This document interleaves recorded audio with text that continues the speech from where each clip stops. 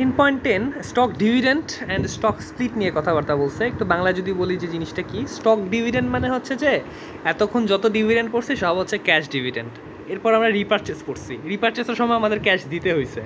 But stock dividend হচ্ছে এমন একটা ডিভিডেন্ড আমি ক্যাশ দিতেছি না বা ক্যাশ দিতে পারতেছি না বা ক্যাশ দিতে চাইতেছি না, এর বিনিময়ে তারা শেয়ার ধরাই দিতেছি।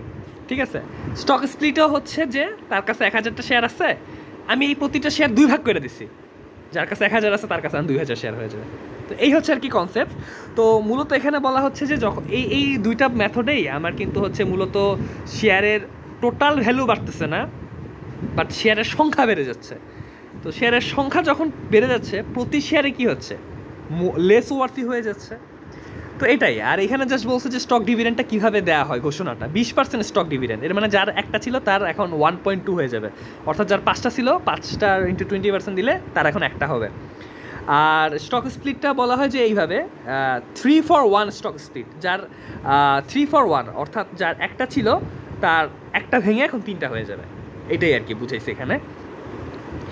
আর এখানে কিছু ম্যাথামেটিক্যালি দেখানোর চেষ্টা করছে যে কাহিনীটা কি, যেমন স্টক ডিভিডেন্ড আবার বলছে যে 2 ভাগে, একটা স্মলভাবে দিতে পারে, একটা হচ্ছে হায়ারভাবে দিতে পারে। তো ফার্স্টে স্মলটা দেখাইছে, ধরলাম এখন স্টক ডিভিডেন্ড দেয় নাই, তখন কী অবস্থা আমরা একটু দেখি। স্টক ডিভিডেন্ড এখনও দেয় নাই, তখন কমন শেয়ার 10,000 টাকা ধরে 10,000 টাকা আছে, capital in access of par value 2 lakh. এটা একটু বলি, হ্যাঁ, আমরা বলছি কি বাংলাদেশের প্রত্যেকটা শেয়ারের ফেয়ার ভ্যালু 10 টাকা, অথচ স্কোয়ারের শেয়ার সেল হইতেছে 200 টাকায়।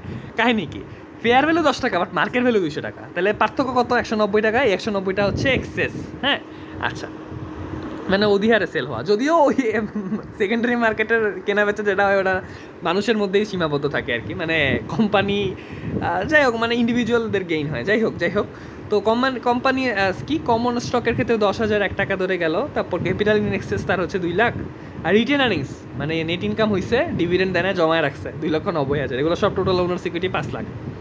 তো এখন আমরা কি হয়েছে আমরা দেখি, এখন হচ্ছে যে স্টক হয়েছে, কী করছে, স্টক ডিভিডেন্ড দিছে, স্মল স্টক ডিভিডেন্ড দিছে। আচ্ছা, তো স্টক ডিভিডেন্ড দিছে কতখানি স্টক ডিভিডেন্ড দিছে? 20,000, আগে ছিল 10,000, 20,000 হয়ে গেছে, মানে এক্সট্রা 10,000টা স্টক ডিভিডেন্ড দিছে। সরি, স্টক স্প্লিট, এইটার দিকে তাকানোর কথা, মাথা খারাপ হয়ে গেছে, সরি। তো স্টক ডিভিডেন্ড, 10,000টা শেয়ার ছিল, এখন 11,000 হয়ে গেছে, মানে 1,000টা স্টক ডিভিডেন্ড দিছে, তাহলে 11,000 ইন্টু 1, 11,000 টাকা হইল। আর প্রত্যেকটার ভ্যালু এখানে বলছে 66 হচ্ছে মার্কেট ভ্যালু, এই যে 66 হচ্ছে মার্কেট ভ্যালু। এখানে যে 1 টাকা দেখছো বাছা, এই 1 টাকা ফেয়ার ভ্যালু, বাট ওই যে বললাম মার্কেট ভ্যালু 200 টাকা হইতে পারে, এটা হচ্ছে 66 টাকা আর কি এখানে। হ্যাঁ, তো এখানে যেটা 11,000, ওটা তো 1 টাকা ধরে 11,000 হইলো। 11,000 কেন, আগে তো 10,000 ছিল ভাই, 1,000 নতুন স্টক ডিভিডেন্ড দিচ্ছে এই জন্য। আচ্ছা, তো এখানে 11,000 হইলো। আর রিটেন আর্নিংস থেকে আমি ডিভিডেন্ড ঘোষণা দিছি না, তো মার্কেট ভ্যালু তো প্রত্যেকটা ডিভিডেন্ডের 66, তাহলে আমি 1,000টা ঘোষণা করছি, তাহলে 1,000 ইন্টু 66,000 কমে গেল রিটেন আর্নিংস কমে গেছে, কিন্তু ক্যাশ কি দিছি? ক্যাশ তো আর দিই নাই, দিছি তো শেয়ার। তো আলটিমেটলি আবার শেয়ার, এই যে কমন স্টক 1,000 বাড়ছে 1 টাকা ধরে, আর বাকি 65 টাকা হচ্ছে এই যে ক্যাপিটাল ইন এক্সেস। কাহিনীটা কি আমি একটু সুন্দর মতো ঠান্ডা মাথায় বলি, 1 টাকা ফেয়ার ভ্যালু, 66 টাকা হচ্ছে মার্কেট ভ্যালু, আর 65 টাকা কি এক্সেস না? এখন আমি 1,000টা স্টক ডিভিডেন্ড দিচ্ছি, ডিভিডেন্ড দিলে সেটা রিটেন আর্নিংস থেকে কমে, তাহলে 1,000টা 66 দরে কমে গেল, 66 দরে কমে গেল।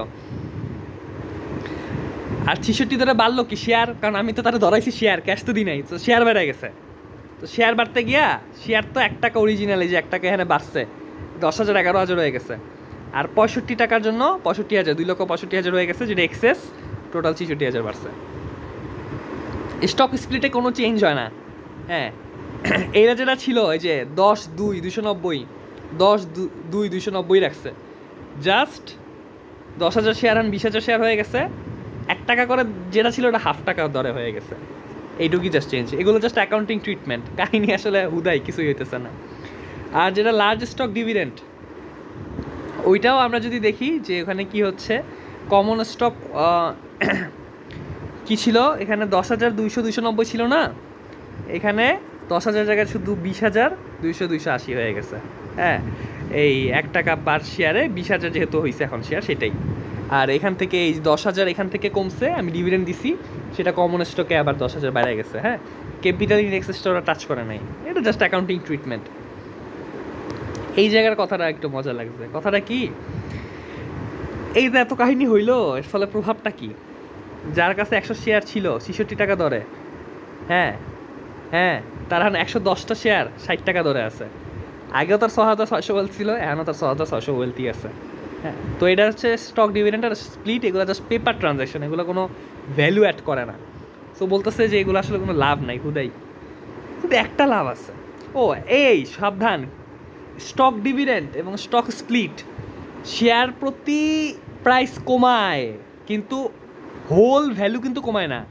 হ্যাঁ, এই যে শেয়ার প্রতি শেয়ার 60 টাকা হয়ে গেছে, আগে 66 ছিল, কিন্তু শেয়ার সংখ্যাও তো বেড়ে গেছে। সো আলটিমেটলি ভ্যালু আর কমলো না, ভ্যালু সেমই আছে।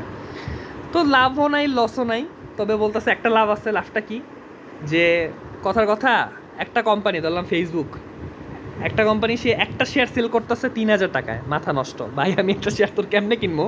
তখন ফেসবুক করে আচ্ছা ঠিক আছে আমি স্প্লিট করে দিছি, অসুবিধা নেই। হ্যাঁ, তখন সে হয়তো 300টা শেয়ার, হ্যাঁ 10 টাকা ধরে এই 3,000 ভ্যালু বিক্রি করে। এটা একটা লাভ। তবে একটা লস আছে। লসটা কি, আগের কথার কথা ফেসবুকের 5টা শেয়ার সেল করতো 5,000 টাকায়, এখন স্প্লিট করার পর তার 500টা শেয়ার হয়ে গেছে। হ্যাঁ, কিন্তু 10 টাকা ধরে তার তো 5,000ই ভ্যালু, তাই না? আর 5টা শেয়ার সেল করা যে যতখানি সহজ, 500টা শেয়ার সেল করা কিন্তু ভাই কঠিন। হ্যাঁ, 500টা শেয়ার সেল করার জন্য কঠিন আছে বলে। হ্যাঁ, তো সেক্ষেত্রে 5টা শেয়ার সেল করলেই তার 5,000 টাকা উঠে যেত, লিকুইডিটি হয়ে যেত, লিকুইড মানি চলে আসতো। বাট এখন এই 5,000 উঠাইতে তার 500টা সেল করা আরও কঠিন হয়ে গেছে, লিকুইডটা একটু টাফ হয়ে গেছে তোলা। এটাই এখানে বলছে। আর রিভার্স স্প্লিট মানে জাস্ট স্প্লিটের উল্টা। হ্যাঁ, জাস্ট জোড়া লাগাই দিছে শেয়ার। হ্যাঁ, এই আর কি।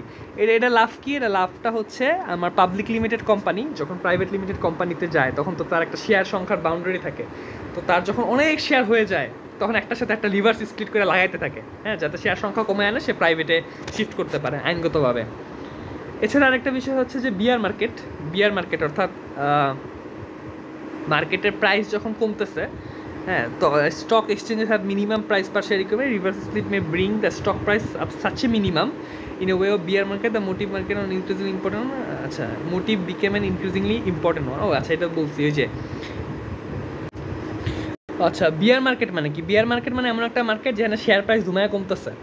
সো শেয়ার প্রাইস যখন এত কমতে থাকে, দুইটা সমস্যা। এক, মানুষজন খেপে যাবো যে কী রে ভাই এত কমে কেন। আরেকটা সমস্যা হচ্ছে লিগ্যাল কিছু রিকোয়ারমেন্ট থাকে যে শেয়ার প্রাইস হয়তো এত বেশি কমাইলে ঝামেলা আছে কিছু। তখন করে কি, রিভার্স স্প্লিট, একটার সাথে একটা লাগাইতে থাকে, 2 টাকা লাগাইতে 50 টাকা 100 টাকা বানায় ফেলা, যাতে দেখতে সুন্দর লাগে। শেয়ার হোল্ডাররা একটু বিহেভিয়ারালি মানে তারা একটু মোটিভেটেড হয়, প্লাস হচ্ছে কোনো আইন কানুন থাকলেও এটাও একটু করা যায়।